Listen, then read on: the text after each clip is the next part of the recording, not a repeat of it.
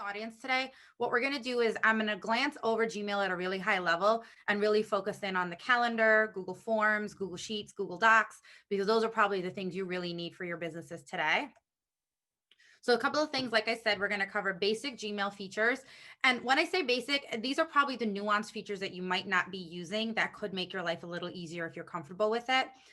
Google Calendar, just to show you how generally to use it and where your settings are. I find a lot of folks, sometimes they're using their calendar, things are doing things they're not supposed to do, and a lot of it is in the settings. So we'll look at that. We're going to go quite a bit into Google Docs and Google Sheets. Many of us are very familiar with Word and Excel, and Google Docs and Google Sheets it's a great idea, but if you're used to Excel and Word, it can be a little confusing. And then lastly, how to share it with others. And one of the things, if we have time, because I tend to run out of time before we get to it, is Google Forms. Google Forms can be super handy for your business, depending on your type of business. And we can talk a little bit about some of the use cases and then how you actually use it. So here are some tips and tricks for using your Gmail if you're not already using them.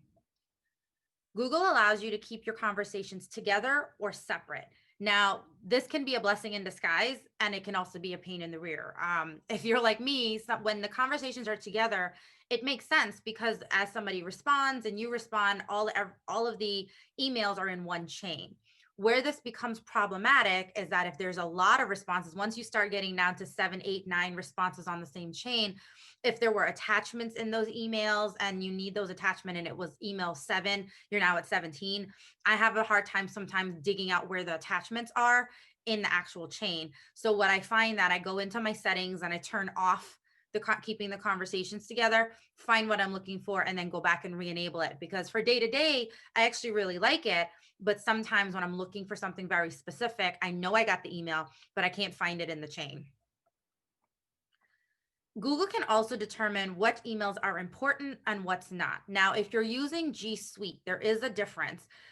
Most of us regular Gmail users like Nalini at gmail.com, you have an inbox and you have a promotions folder, and Google is auto filtering what's going between the two folders. It's figuring that out based on emails that you regularly open. It's figuring it out based on your behavioral habits. For example, if you mark something as important, it will then move it to your inbox. You can manually move it to your inbox. But at the end of the day, Google's using its AI to try to make your life easier by filtering out things you don't need. For those of you who are using GSuite, which is the business version of Gmail, everything's in one inbox. You don't have the promotions folder like you do in your personal email. That is one key difference. Google is still trying to figure out what's important to you, but it's not filtering emails because they figure if you're using Gmail for business, everything is important. If you hover over an email, you can reply, delete, archive, or snooze the email. Reply and delete, we know what that is. Archive is moving it out of your main inbox into what's called all emails. I don't really use this feature myself because it's not easy to find the emails again after you archive them. They don't go into a folder called archive. You actually have to then search all your emails, which is a folder on the left side of the screen, and it can become a little problematic. So I just don't use the archive feature personally. The other option that's really helpful that I like is snooze. What snooze does is this. So for example, if Felicia emailed me today and I'm busy, but I know this is an email that I really want to respond to. And if you're like me, out of sight, out of mind, once that email moves off to page 2, I never see it again because I'm not thinking about it. I've got all these other emails to deal with. And so when I hit the snooze button, snooze will temporarily kind of pause the email. And then at the time that you designate, so if I say I want to snooze it for tomorrow at 11 a.m., at 11 a.m. tomorrow, that email pops up at the top of my inbox again in bold so that I can grab it at that moment, knowing that that's when I'd be available. It comes in very, very handy, especially like days like today where I'm running back-to-back meetings and I know I really need to deal with something, but I know I'm not going to get to it until a certain time. So if you time block, it can be quite handy. Gmail also lets you undo a send. So if you sent an email, and I do this often, I don't know what I do. I fat finger something and the email starts going before I finish typing. And on the lower left side of your screen, you get a little pop-up that says undo. You have 10 seconds to grab that. So when you're typing your email, just look for the left side of your screen to undo it. If you're using Gmail on your cell phone, depending on the type of phone that you have, that may just happen a little differently. But I know on the desktop, especially if you're using Chrome, because it's all Google and Gmail, that's what happens. If you're using a different browser, you may call me later in the week and say, Nalini, that didn't work. Then we might have to look into your settings and see what's going on. Google also has smart replies, which is also known as smart compose. Now, I take advantage of all of these things because anywhere in the day that I could save 10 seconds, it adds up over time. So, using Felicia as an example again, with smart replies on, once I type Felicia's name in the to bar as the recipient of the email, Google will automatically start to fill in, hi, Felicia.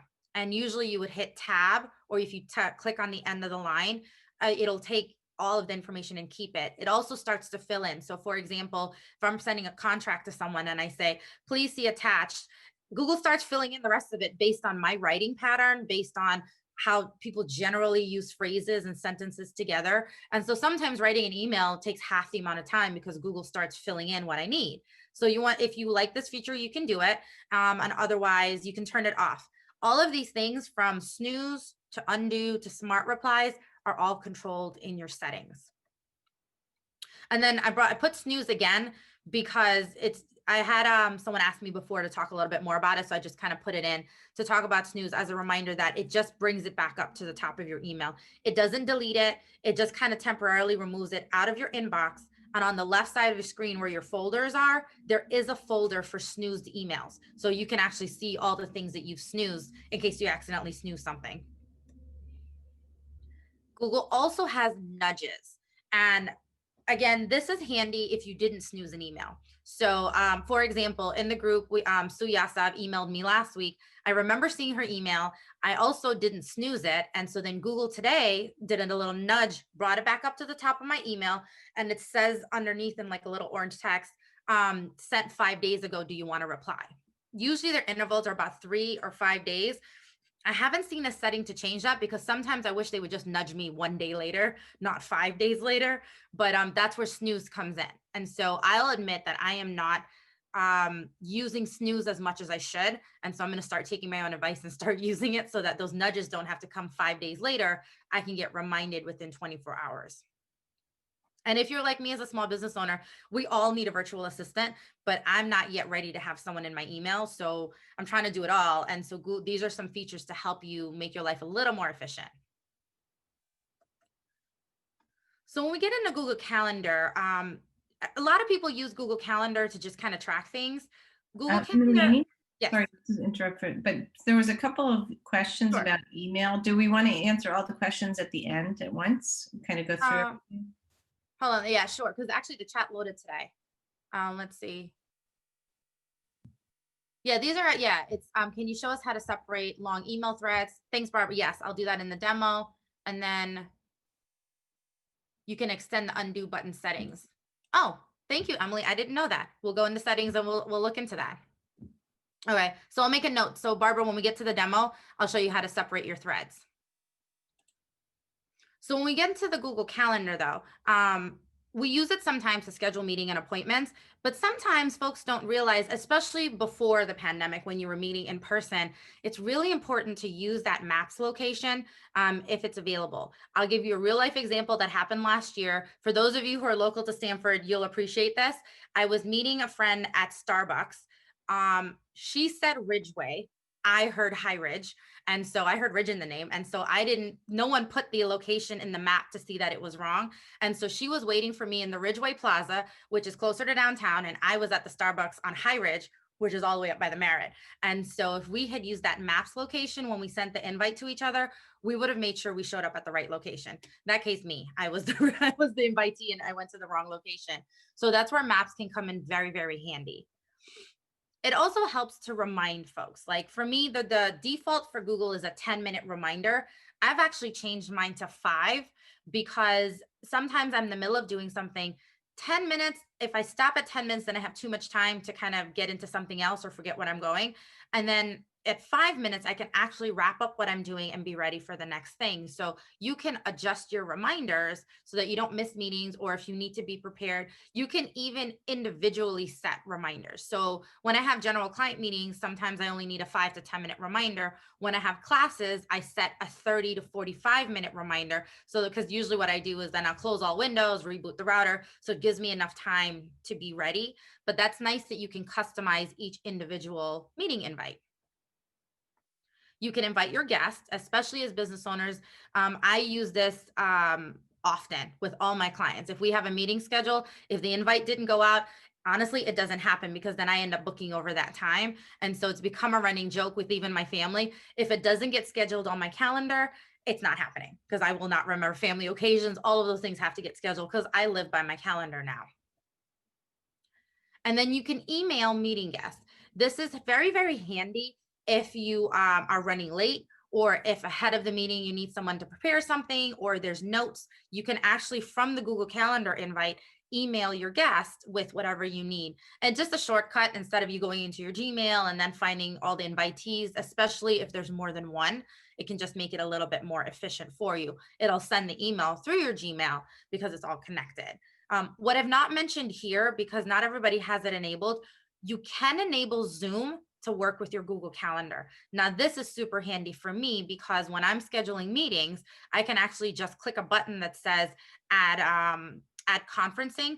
Zoom is one of the options, and I can, right from that screen, the Zoom invitation is added. It's added to my Zoom calendar, and I don't have to do a 3-step process to go into Zoom and schedule it, grab it, and bring it over. It's all done together. Now, the reason that I haven't put it in the deck is because I've had it enabled on my account for probably 2 years, and I never remember how to enable it again. So if you're interested in that, please email me and we can talk one off about how to turn it on, because it's a little tricky to figure out where the setting is. Once it's on, you're good to go. But it's that first time turning it on takes a few steps, and it's a little more than we can cover in class. Oops. So when we talk about Google Docs and Google Sheets, we're talking about collaboration tools. Now, I mentioned earlier, Google Docs, it's like Word and Excel. They allow you to work together in real time, though. That's the added benefit. It's not just sending a document back and forth. I used to work in corporate America, and the bane of my existence was working with team members. And there are 4 different versions of a Word document going back and forth via email. And then at the end of the day, you're showing up to a meeting with the wrong version, right? I'm sure someone here has experienced that before. And what Google Docs and Google Sheets does, it allows you to access those edits and drafts immediately. You can see who's editing in real time. You can see the edits, and you know that there's only one living version of that document. And for me, that's really important because I don't have a lot of time to spend digging through and making sure we have the right version. As I mentioned, it reduces confusion of older versions of files because there's only one living file. And it minimizes the risk of lost emails. How many times have you sent an email and it never arrived? It got lost in internet land, and you know you sent it, you have it in your sent mail, but the recipient never received it for whatever reason. And so this helps cut that down. And if you're concerned about how do I make sure that anybody on the internet doesn't get access to it, is that you choose who you share it with. You can designate it by the link. So you can say anyone with this link can view, or you can give specific access to specific people. Now, depending on the project, it'll determine which approach I'm going to take. So, and depending on the confidentiality of the information in the document. And so I'm going to show you some of that when we get into it. And for those who are just not familiar with it at all, I just want to reiterate, Google Docs is Microsoft Word, and Google Sheets is Microsoft Excel. What Google has done, which I think is very helpful, is they've matched the colors. So blue for Docs and green for Sheets. So it makes it easy to at least identify my Excel was green, my Sheets are green, my Word was blue, my Docs are blue. I'm not really going to cover the PowerPoint version just because I've used it very little. I still actually default to regular PowerPoint because I love animations and graphics and those kind of things. And I just haven't put the effort into learning the Google version of it. And then the next one I want to talk about, last things we're going to cover today, is Google Forms. Google Forms is very helpful to help you gather information. And so on the right side, you can actually see how simple it is. It's actually 7 easy steps. Create the form, create the questions. You can see the responses, and you can then actually see the response in a spreadsheet, which is very helpful. And I'll show you a version of that when we get into the demo.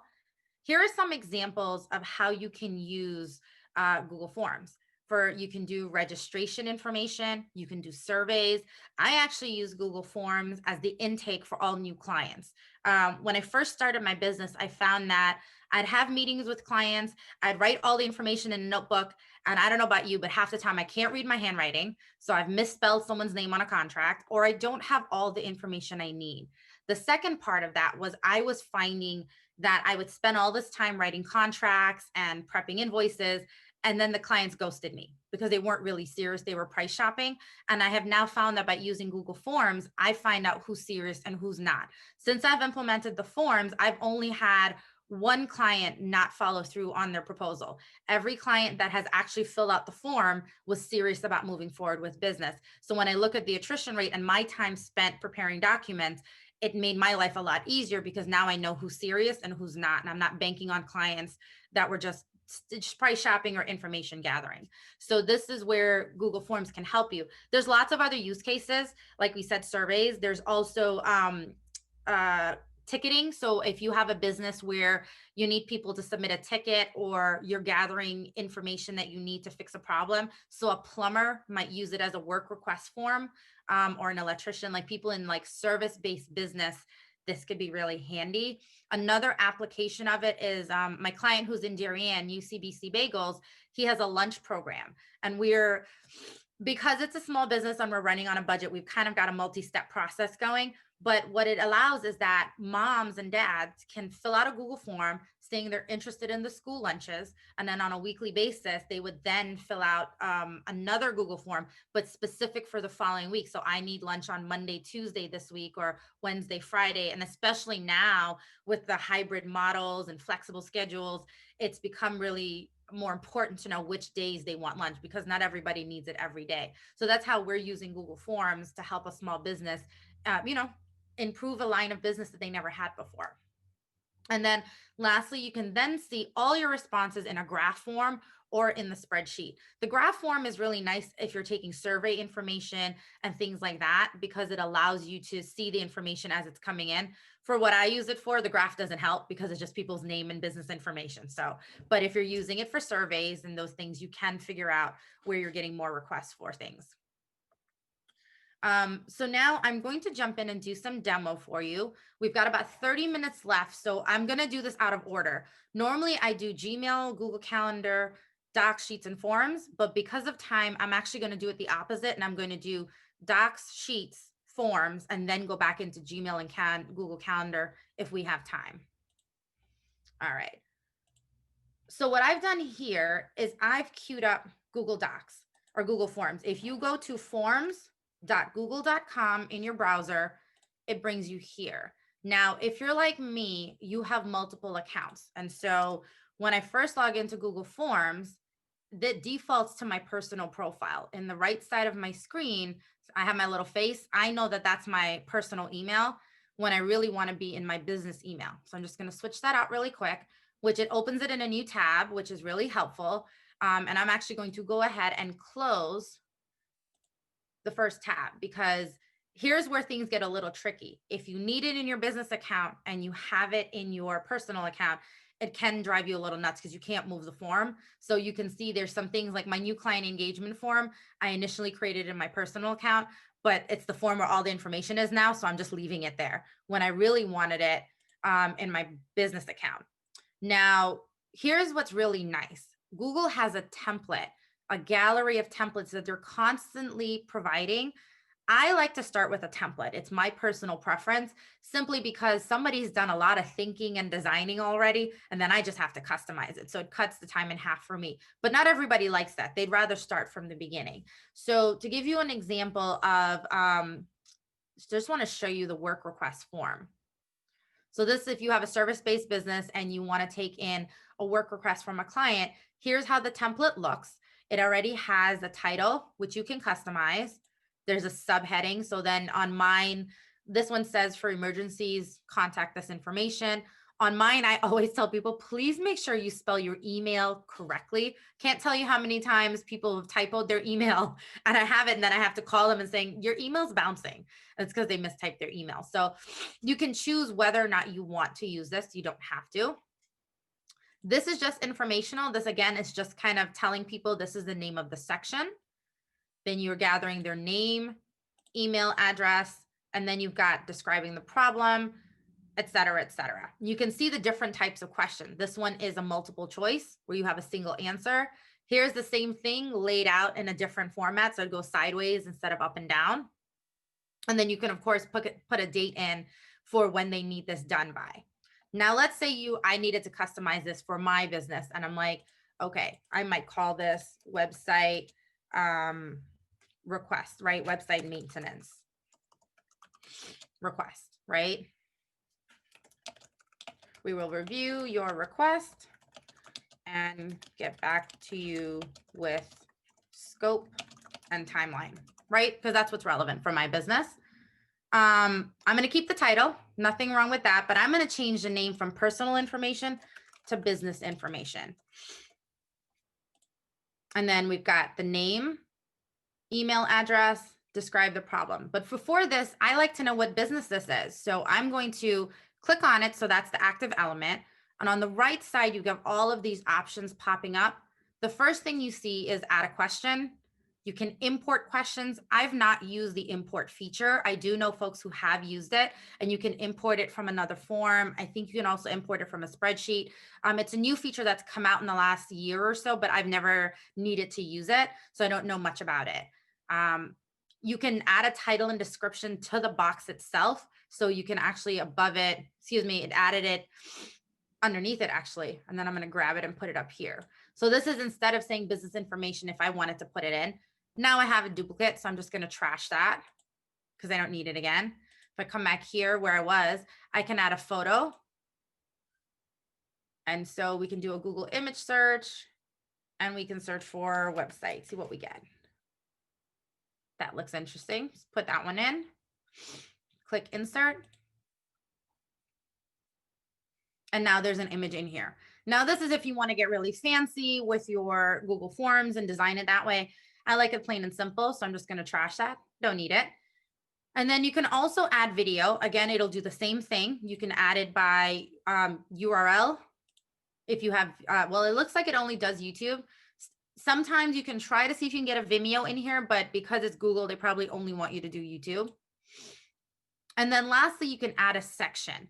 Now, sections are really helpful for breaking up really, really long intake forms or questionnaires. I particularly do it when I'm breaking up the topics. So I have one page that's all about the client information. I have another page that's about the requests they're putting in, etc. So you can decide if you want to use the sections or not. So here we've got the email address, which I know I need, but you know what I don't have in here, like I mentioned before, is I need the business name. So first I'm going to hit the plus sign to add a question. Now I'm going to say business name. And notice that it went, I don't know if you saw how fast it did that. It switched from a multiple choice automatically to a short answer because Google's figured out that, well, if you want a business name, it says name in the title, you most likely is not going to be a multiple choice. You can switch it back to a multiple choice if you want. Short answer is exactly what I needed, and I want it to be a required question, right? And then I actually realized the first thing I want to capture is the email. So where you have these 6 dots at the top of any element, notice my cursor changes. If I just click, I can grab it and move it where I want it. And I want it right at the very beginning. I want your email, then your name, your business info. And then if I click on business info underneath that, I also want their phone number, and which defaults to short answer. Google doesn't really have a phone number format, which is a limitation I wish they'd fix. So you just have to use a short answer. And of course, I want that required. Then description of the request, because it's not a problem. And then I don't need the summary because they're describing what they need already. So I'm just going to hit the trash button to get rid of that. I don't need, I can get rid of that. But you know what I realized I do need after I got rid of it? I need to know the domain name. question mark, and it changed it to the short answer. So this way people can then tell me, this is my business, this is the name of the website, and what they need done. Put that in a different order. And then lastly, I'm going to get rid of this. And I'm going to keep the priority because sometimes it's important, but I don't know that I would make it required in case that it's, you know, low priority. And then the due date's really important, along with more details. Now I'm done kind of filling in my questions. Now what? So if we go to the right side of our screen, on the upper right-hand side, we have, it says customize theme. It looks like a paint palette. There's an eyeball, which allows us to preview it. There's settings, and we'll look at that in a second. And then send is how you would get your URL to send to folks, or you can embed it on your website. So first, let's preview it. So if I hit the preview icon, it opens it in a new window so you don't lose it. And then you can see now how the questions look in real time. This is how the form will look for someone to fill out. And I can even test this form right here. I strongly recommend you test your forms, because sometimes you don't think of a nuance. There's something that should be required or shouldn't. So always send yourself a test version to make sure it's working the way you want, it's laid out the way you want from here. And then once you're like, okay, it looks good, you can close your preview. Close. When you're back in your forms, you can actually see here, okay, now I need to send it to someone. The send button, big purple button, you click send, I can send it directly to an email address. Or what most people usually do is they click on the little paperclip and they get a link. It does give you the option to shorten the link. It doesn't really do anything. It's just the same. It just, you go from, 700 characters to like 50. So it's just easier for you to read it. And then once you've highlighted it, you click copy, and then you paste it in your email. You can text it to someone. It all depends on what you need. If you are looking to put it on your website, you would then hit the little two, they're open brackets, but what it does is it gives you the embed code. So this iframe code, which you see a lot of people will put on their website. And the reason to do that is because, for example, Project Music, a Stanford nonprofit, their parents fill out an application form every year, which they never really did before online. They now do it through Google Forms. But what we did is, by embedding it on the website, we're keeping them within our website, and we're getting them in the habit of coming to our website as they need things. We're trying to make the website a resource for them. So as a business, like, I would put my intake form on a hidden page on my website to allow people to fill it out as needed. I've personally not done that simply because laziness. I just moved my website and I just haven't had time to do it yet. And then ironically, I'm actually switching to a new platform. I'm switching to JotForm because it gives me more complex functionality, and we can talk about that separately. It does the same thing as Google Forms, but a little bit further based on what I need for automation and things like that. But again, both forms can be embedded on the website, or it can be shared via the direct link. It's really up to your personal preference and what you're looking to do. And then once you're done, you can either click cancel or copy what you need. Now, we figured out how to send it, but you might say, I don't love this, whatever that is happening on the top here, this image. So let's go into customize themes. In customize themes, you can change the header image. So it says image uploaded. So if you click that, you get the default for what Google gives you. These are all things that are readily available that you can use.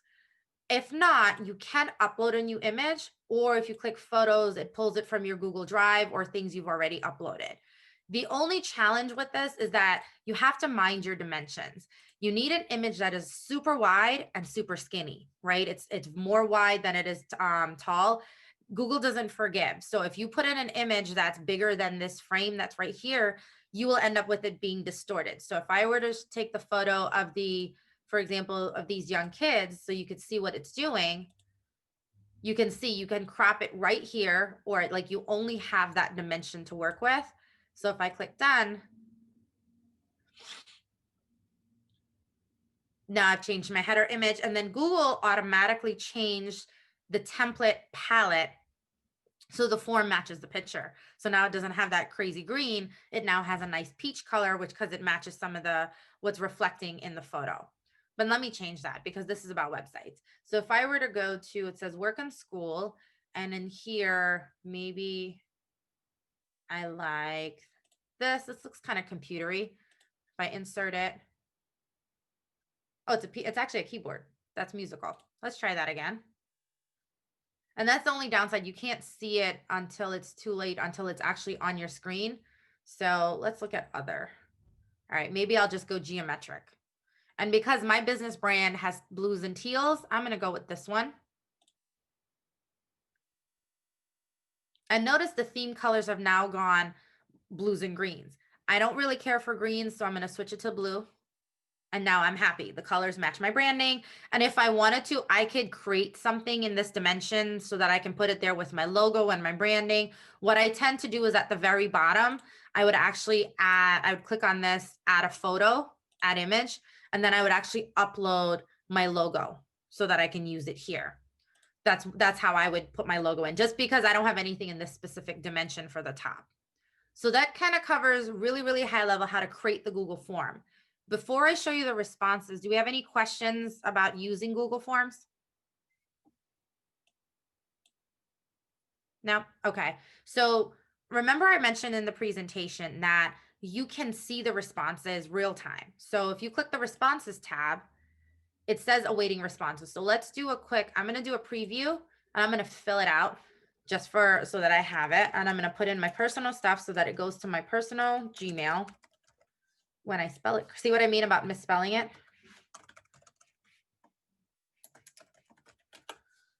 And and notice it doesn't really care if it's even in the right format. And then it's a high priority. I don't need to worry about the rest of it. They're not required. So I would click submit. Now it says, got it. And this, remember I said, we will email you with a resolution. That's what I had put in at the top. When I come back here, I now see, notice the response tab automatically filled in. It says 1 at the top. And right away, I can see the summary of what I filled in. And then here's what I talk about, the graph. The graph could come in handy if I wanted to track over time how many high priority, lower priority requests I'm getting, because that might be important metrics for my business. And then as I look at this, I'm going, okay, as people start to fill this out, I'm going to see their responses, but what I'm seeing here as one response eventually becomes convoluted. So then I'm like, I really need to see this all at once. If I hit this button up there on the right side that says create spreadsheet, see a little green icon here? I'm going to click that button and it's going to say create a new spreadsheet. So I can name it whatever I want. I'm going to leave it alone like that. Actually, I'm going to rename it because it's website maintenance request. So I'll know that's what the form sheet is, or I can link it to an existing spreadsheet that's in Google Sheets already, but I know I don't have one. And so I'm going to create a new one. I'm going to click create. And now I have a new spreadsheet that has, so I can see all at once that on 11/3 at 10:44 a.m., myself created this. Now, for example, when I have clients who typo things, I can edit it real time in this spreadsheet. And what has ended up happening, especially on the intake form, it becomes my pipeline Bible. That's where I come to for all my client information. I need to find a number to call a client.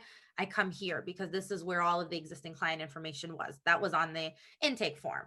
And so in this case, this is my maintenance request form, especially as I grow my team and I have a consultant working for me today, I can even itemize and create a new column that's internal for us and say who are assigned to. And I can assign this to myself or I can assign this to Gabe. And it doesn't affect the form because I'm on the outside of the form columns, right? Columns A through I were all your form fields. And then column J is where I'm now using internally for management. And then, you know, I can put in updates, status updates. So as Gabe starts to work on this, he can put in his status updates. But for right now, I'm the only one that have access to this form, right? Or excuse me, not form, the spreadsheets, because the Google Sheet is within Google Sheets. The Google Forms are within Google Forms. Although they're connected, they're still separate. So now I want to share this with Gabe. So on the right side of the screen, all the way at the top, there is this green button that says share. And notice it right now says private to only me. So if I click that, here's where I mentioned how you can share it. I can type in Gabe's email address. So Gabe at EdgeSpace Marketing, and I can say, please ignore demoing a form for my class. So he knows this is not really serious, right? And then I can send that to him, and I can give him viewer, commenter, or editor privilege. In this case, I want to make him an editor because I want him to be able to update this real time. So I would click next or send. And so now he would have gotten an email that I shared this with him. Now I'm clicking it again because now I can see there's me, I own the form. There's Gabe, who's an editor, and I can at any time change his privilege. I can make him the viewer, commenter. I can make him the owner. For example, if I was for some reason needed him to take over this, or I can remove him completely. If he's no longer part of the team or he no longer needs access, I can control that. And then the other thing that you can do is down at the bottom is that you can give a link out. And notice Google is saying people won't be notified, and changing the link option won't notify anyone. So by copying this link, I can give access to people within my business, or I can give access to anyone within the link who has the link, excuse me. And then I can make them viewer, comment, or editor. Now, for this particular form, this is our maintenance request form. I don't know that I would give this to any and everybody, but I'm going to show you a Google Sheets that I'm using with a client that is very handy and helpful. So where you get to Google Sheets, generally speaking, is you go to, it actually defaulted, but if you go to sheets.google.com, it'll redirect you and bring you, it'll say docs.google. I think Google internally keeps everything as a doc. And notice again, it defaulted to my personal profile on the right side. I'm just used to looking for it. So I see my face and I know I need to change it to my logo so that I know I'm in the right account. And I'm just going to close this other one because Zoom likes to cover up all my tabs. All right. I'm logged in as EdgeSpace Marketing. And if you can see, you have your requester right here. This is the form I just created. And you can see it has two heads because I shared it with someone. And underneath it, you can see this to-do list was not owned by me. This is actually owned by my client who shared it with me. And I just want to show you really quickly, when he created it, this is what's his to-do list of all the things that he'd like done to the website. And since then, we've put in other tabs for test cases, development items, and go live checklists. And we both edit it simultaneously. Now, if Sal was in here with me, you would see some colors and you'd actually see like how my box is blue. Usually the other person they give is red. And so I'll see a little red box moving around the screen as he's typing in here as well. So that's kind of a high level of how you can use it as a collaboration tool. Now, going back to, now I want to get back to all of my general Google Sheets. So I'm going to go to sheets.google.com. I'm going to, unfortunately, switch it because I'm logged into Chrome with my primary email. And I'm back here. You can create a Google Sheet from scratch. Again, there's templates here. So in their template gallery, it says no templates available. But if under me personally, so that's under my business because I haven't created any templates. But generally, here's other templates that people have created that you can take advantage of and use and customize to your benefit. Now, I'm going to jump over to Google Docs so that we have enough time to cover that before we move on. And so Google Docs functions the same way as all the other ones. So if I go to docs.google.com, oops, same thing. It brings me here and you can see what's been shared with my personal email. And then I'm going to switch it to my business.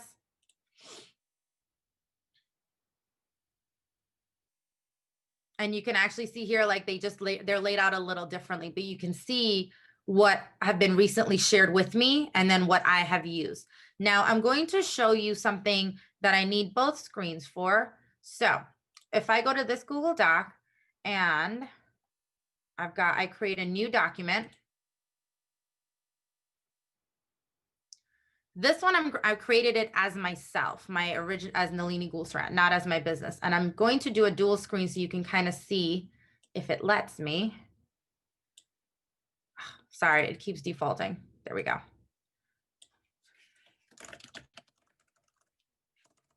So you can identify which one. This is ngoolsarran@gmail.com on the left, right? I am going to close all of these. I am now going to share this. Yes, test. I gave it a name, and now I'm going to share it with info@EdgeSpace Marketing. Right? So now I know on my other screen, I'm not going to go into my email right now because you would get an email notification when something's been shared with you. And if I can get, I'm going to close these other tabs. Pardon me. Just because Zoom is covering up my tab I need to get to. Here we go. Google Docs. And then now if I refresh this where my business page is,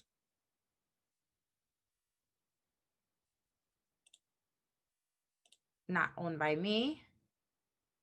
All right, I guess I got to go get it from my email. So give me 1 second.